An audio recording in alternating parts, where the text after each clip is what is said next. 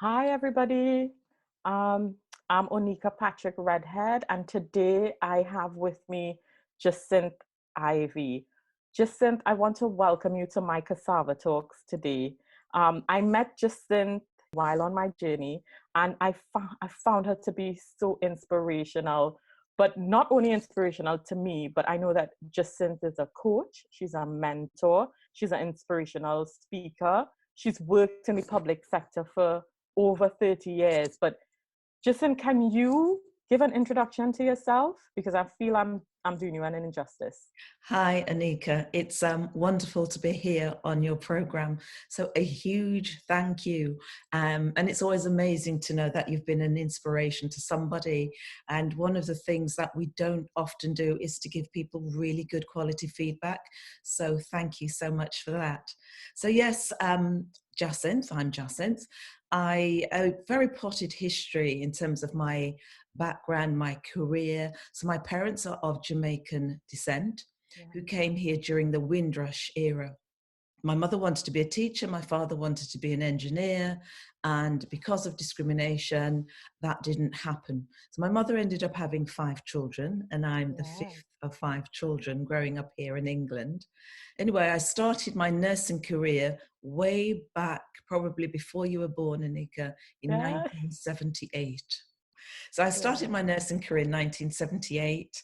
And when I completed my nursing, I wanted to work in the community. But to work in the community, then you needed to be a midwife. So I did my midwifery training. And then I did my health visitor training. During health visiting, I was struck by the service that we were delivering. And it was kind of a universal service that we're delivering to an area that was densely populated with an Asian population whose culture was very different, the ways of doing things were very different, and the service just did not seem to suit. So myself and a colleague, we were quite instrumental in changing the way we delivered our health visiting service, just so that we could make sure it was culturally sensitive. And we went up and down the country doing workshops and articles, etc., etc. I progressed from there. I did finally become a director of nursing in the NHS. Yeah. Now, in those days, which was 2001, when I became a director of nursing, there were 9 directors of nursing that looked anything like me at that time, out of 600. So Yeah. it's an incredibly small percentage. And my understanding is that hasn't It changed hasn't since. changed at No, all. I was going to say, no, yeah, it hasn't. it hasn't changed since. You were saying, And yeah, at it that hasn't and changed. at that time, one of the things that I recognized also was a real passion of mine was the desire to work with people and to develop people, to really help them to understand where they were currently at, and the sorts of stuff that they needed to do in order to progress their career. And so I had a wonderful opportunity to work with an organization called Beacon, Yeah. a fantastic woman called Neslin Watson-Drouet, to deliver programs to staff, to help them to move from where they are, to help them to smash through that glass ceiling that we know is also difficult for a number of people for a number of different reasons. And that started my love and desire for development, for coaching, for training. And so when I left the NHS in 2003, I went into training, organizational development, supporting organizations to with their transformation agenda. I also fell into work around equality and diversity because that was my passion as well, was to ensure that we provided equitable services to patients, to populations, but also that staff received fair and equitable treatment within the work environment and access to training and promotion. And so since probably late 90s, I've really worked on the equalities agenda. I had a call probably about 9 years ago out of the blue from somebody with the first name of Sir. So this person who has been knighted, Yeah. completely out of the blue, saying, I've heard all about you. and we're looking for a non-executive director with clinical experience, with your experience, to come and sit on our board. So I was kind of amazed. Went through that interview process and was appointed as a non-executive director for an NHS organisation. And it was in that place as well that I really started to see again how injustices can potentially occur, the impact of decisions that are made, how they can actually support certain groups but actually discriminate against other groups. And so again, I use my own personal experiences and my knowledge to really challenge organizations and to challenge boards, to hold them to account for the services that they were designing and the services that they were delivering.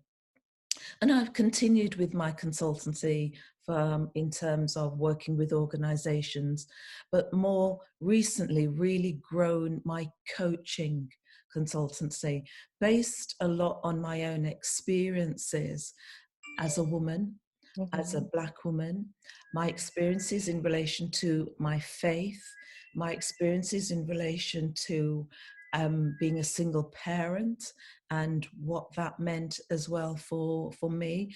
And all of those kind of pointed to times when I felt different. Yeah. And really started to think about, what does being different mean and what's the impact of that? And one of the fantastic things that I suddenly realized was actually difference is good. It is. And difference adds so much value to the work.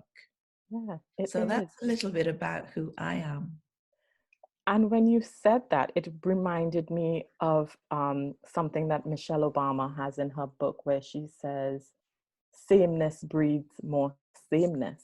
Yeah. And so that's why it's important to have different people from different Absolutely, backgrounds. And absolutely. when we moved over to England 18 years ago, my husband and myself, we realized that it's important to embrace who we are. It's important to have an identity. It's important to be different.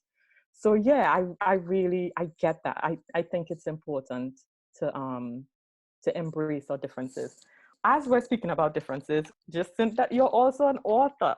Yes. Jacinta wrote, "It's okay to be different," and 7 Steps to Achieving Your Brilliance. I read through the book and I felt inspired, but I've always felt inspired by you. But reading through the book, I thought your journey has made you feel empowered, has made you feel special. There are some people within the UK that feel like an imposter. There's the imposter syndrome, and they always feel like they're not good enough. Can you speak to that? Have you met along your journey anybody who would have spoken about feeling the imposter syndrome? I think that when you are different for whatever reason, and we talk about protected characteristics, but it might be for some other reason, you will always have examples of where and why you have felt different. So if I go back to my childhood, one of the things I talk about in my book is, I remember as a child, I was the fifth child, and so felt different being the fifth child, because, ridiculous as it may sound, everything came in sixes. 6 knives, 6 plates, everything came in sixes, and I was the seventh, so I always had something that was odd. But some things stick out. So I remember thinking that I wanted to be a teacher when I grew up. And so there was some subconscious that said to me, but teachers don't look like you, Jacinth. Because I remember playing with my dolls. And at the time, I would put a cardigan over my head and do the button up here so that I could have long hair, because the teachers that I saw had long hair. And so for me, it was a case of, well, actually, I perhaps will never aspire to that. And when we look back throughout our lives, we probably see a number of incidences. So I've worked with staff, Black staff, and I've said, what is it you want to do? What's your career journey? What's your trajectory going to look like? Now, how about being a director? Oh, they'll say, that's not for me. And when I ask why, they say, well, actually, there is nobody in those positions that looks like me. And so therefore, people like me can't achieve that. And so what that means then is actually we start to live down to not only other people's expectations, but our own expectations.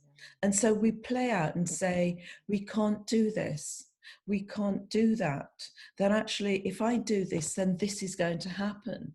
And so we put on a totally different persona in terms of living into those false expectations that others have of us, but actually sometimes it's the expectations that we have of ourselves. And so imposter syndrome can appear in a number of different guises. I think one of the things that I say in the book that's really, really important is to start to acknowledge your difference. Yeah. And actually, I started by saying that difference means good. And start to think about your early childhood, those happy memories. Hopefully, the happy memories that were instilled within your families that said you are beautiful, you are loved, you are wanted. Start to really think about, who am I? What makes me unique? What do I love? What am I passionate about? What do the people who love me say about me? And sometimes we don't want to hear that because we get embarrassed. But why don't we embrace what people say about us and believe that to be true? And, there is something about these daily affirmations, these mantras, that ability to look at yourself in the mirror and say, I am beautiful. I am wonderful. I am so bright and so intelligent. And there is nothing that is outside of my reach. And whilst that might sound very artificial to some people, it's about we've got to start to believe it. We've got to understand, go back to our history. Where did we come from? Where did our ancestors come from? What are some of the things that they went through for us? So I was born here. My parents were born in Jamaica. They could have stayed there, but they chose to come here to make a better life, so they thought, to raise their children. And so it's really important to think about, where did we come from? Who are we? And acknowledge that difference and bask in it. And talk about the importance of knowing your history, the importance of Sankofa. That word was said to me by Dr. Peggy Warren. And I think we're all saying the same thing about the importance of history. And in your book, you talked about the lies that people tell about your history and why it is important to uncover those lies. Do you want to talk a little bit more about that? It is important. And these are the lies that say that you can't do. These are the lies that say that you will never be. These are the lies that say, for example, the media, when it talks about black on black killing, but they fail to say that actually white on white killing is at a higher percentage. So those are the lies that the media tells and the media portrays.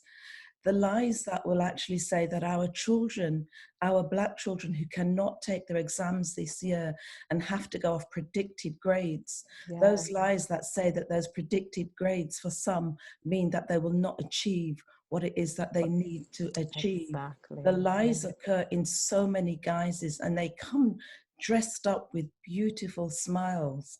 The lies that say, there's no discrimination, surely. The lies that say, but we treat everybody the same. The lies that say, we pick the best person for the job. And so those lies continue, and they are dressed up. And we have to understand that they are lies. We have to understand that they are not true, and that we have our own truth.